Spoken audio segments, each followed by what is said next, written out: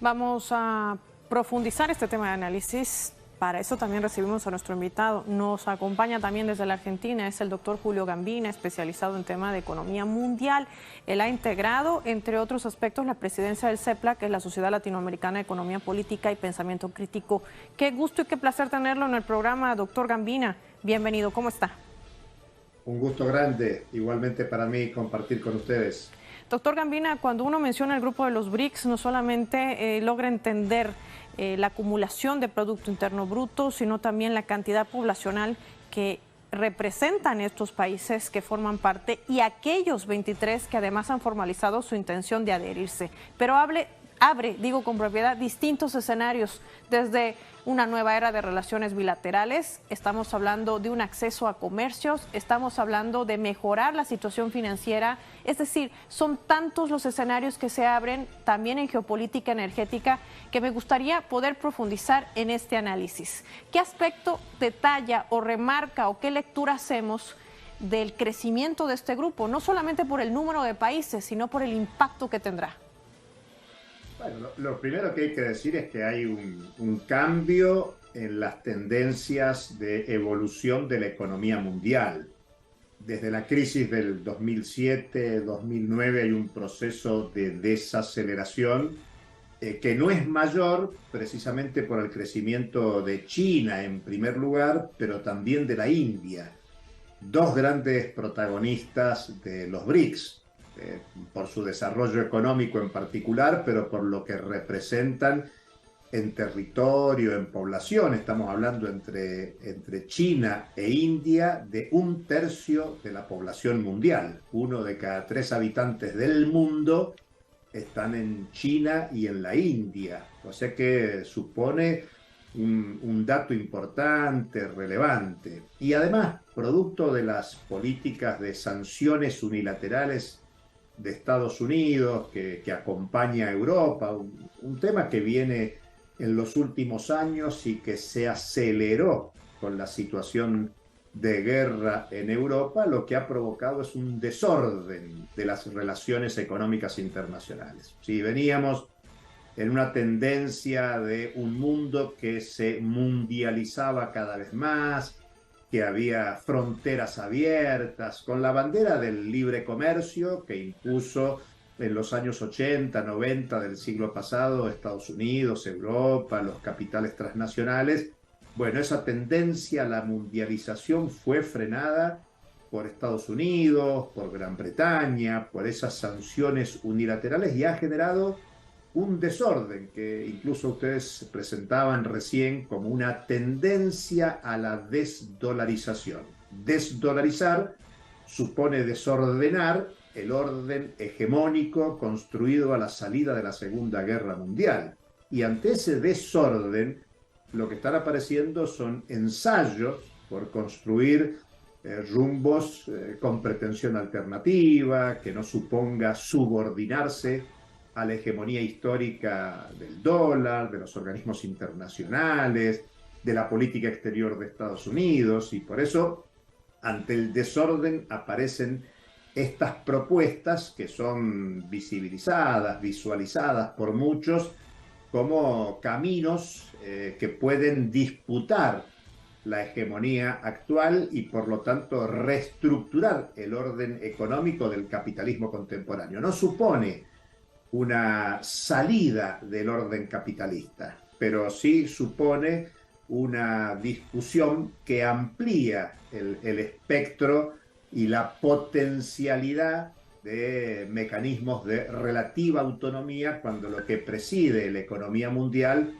es el capital transnacional, la internacionalización de la producción, una internacionalización que se ve afectada cuando hay sanciones que impiden la circulación de mercancías, de servicios financieros, por ejemplo, a escala mundial y que entorpece cadenas mundiales de valor, con impactos socioeconómicos dramáticos en materia de desempleo, de ingresos que se potencian y multiplican con los problemas que genera la inflación.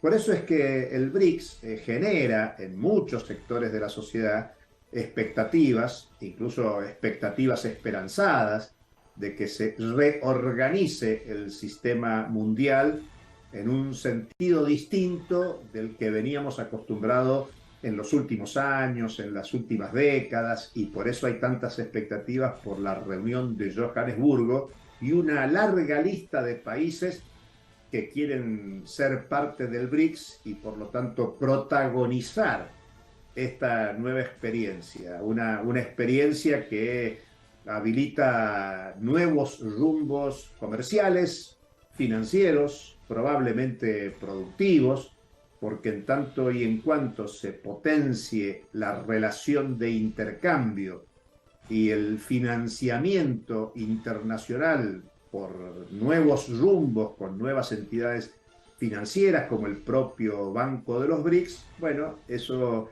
genera muchas potencialidades y expectativas para no subordinarse y no depender de un sistema financiero que hasta ahora parecía fuertemente dominado por organismos internacionales como el Banco Mundial, como el Fondo Monetario, que dirigen y dominan desde Estados Unidos. Marco de retos o quizás posibilidades que se abren para estos países que formen parte o que lleguen a adherirse a este bloque, cambiando el nuevo sistema financiero actual que conocemos, con una desdolarización parcial, el hecho de abrir mercados, de meter el tema de la geopolítica energética, es decir, hay una variedad infinita, es un abanico realmente extenso. Pero esto también nos ayuda a entender cómo es que el grupo de los BRICS, sin ejercer presión alguna a estos países, son los países que deciden adherirse al bloque. Inclusive el grupo BRICS decide invitar a algunos países en específico por los intereses en común que pueden tener y por consolidar sobre todo este proyecto. Lo que va a resultar interesante también en esta cumbre es que se podría transformar en un escenario de debate del nuevo orden mundial. La gran pregunta es, ¿qué países están dispuestos de quedarse por fuera? Es mi primera pregunta. Y la segunda, algunos dicen el hecho de que estos países se acerquen, que cambien ese paradigma de sus relaciones con Estados Unidos, inclusive con el bloque europeo, podría mermar sus relaciones bilaterales. ¿Es así o es posible convivir en unas relaciones bilaterales y de acuerdos inclusive comerciales, pero con otras reglas del juego? Porque hablamos de países africanos, por ejemplo, que han decidido emanciparse de esa colonización histórica, que le dicen, no queremos romper relaciones con los países europeos, pero las condiciones son otras, sin imposiciones, sin chantajes, sin extractivismo y sin sometimiento. ¿Qué nos dice al respecto, doctor Gambina? Yo creo que es un tema complejo, diverso, que entramos en una etapa de experimentación, que habrá avances y retrocesos, incluso puede haber países que hayan pedido su incorporación, pero que producto de cambios políticos en el interior de esos países, esa incorporación no se termine de materializar, aunque sea viabilizado por los constructores del BRICS.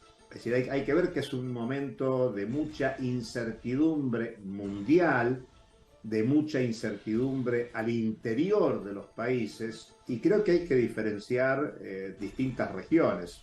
Hacías mención al caso del continente africano, que viene de una serie de cumbres y de reuniones que la acercan crecientemente al mercado asiático, a Rusia, a China, dos integrantes muy importantes de los BRICS, y que por lo tanto hay una creciente desvinculación tras siglos de subordinación, de dependencia y de saqueo por parte de Europa para con los pueblos africanos. Pueblos africanos y territorio africano que tiene una riqueza de bienes comunes que en las últimas décadas han sido apropiadas y saqueadas en beneficio de las corporaciones transnacionales con objetivos de ganancia, de acumulación, de reproducción del capital y de la dominación.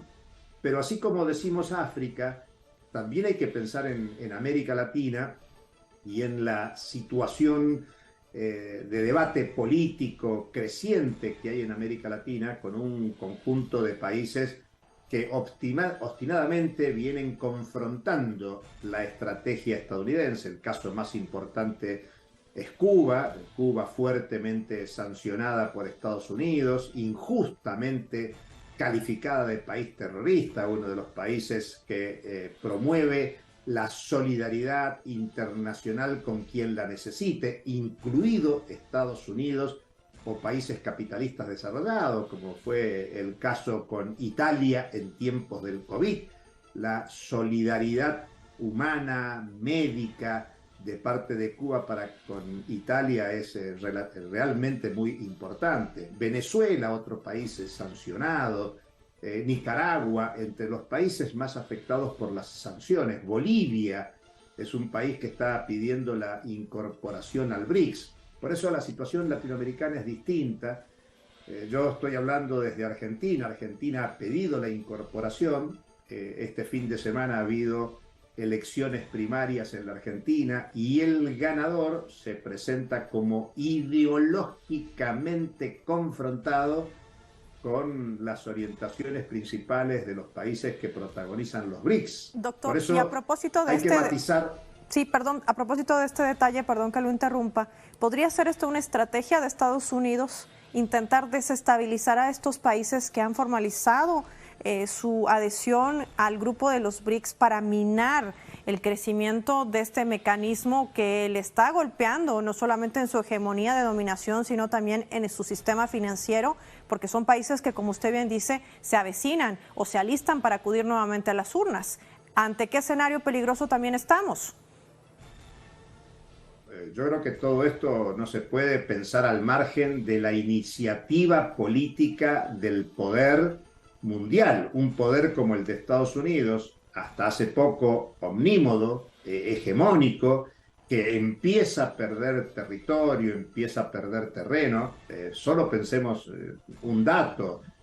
China al comienzo de este siglo era el 1% del Producto Mundial, hoy está en torno del 18-19% del Producto Mundial y Estados Unidos está en torno del 24%, con lo cual en muy poquito tiempo de lo que va del siglo XXI, Estados Unidos se ha encontrado con una potencia económica que lo confronta en el plano comercial, en el plano económico, en el plano financiero, y encima también emerge con un poder diferenciado Rusia, que en la primera década de este siglo no tenía la capacidad de intervención político, diplomática, militar, que ha ejercido en los últimos años, y hoy aparece esta alianza China, Rusia y estos dos en el marco de los BRICS, que desafía el poder económico, político, militar,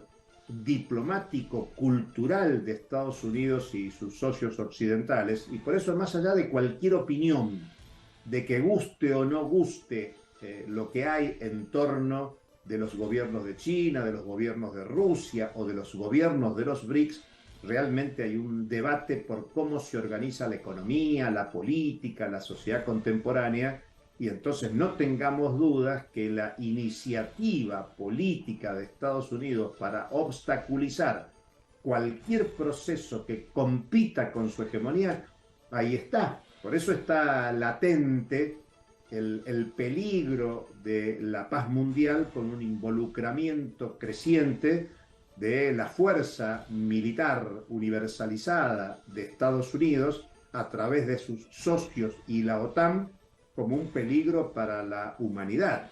Con lo cual cualquier experiencia que intente ir por un rumbo alternativo a la política exterior estadounidense va a intentar ser boicoteado. Y una de esas formas es tratar de obstaculizar procesos nacionales que intenten buscar caminos de autonomía que, insistamos, son muy difíciles en tiempos de transnacionalización de la economía, de dominación monopólica de los mercados mundiales, tal como ocurre con el capitalismo contemporáneo.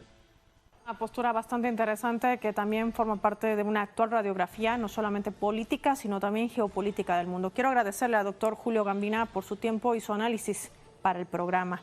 A usted agradecerle también por su gentil sintonía. Finaliza así esta jugada crítica. Cerramos por ello nuestro tablero geopolítico. Soy Paola Pérez. Será hasta un próximo encuentro.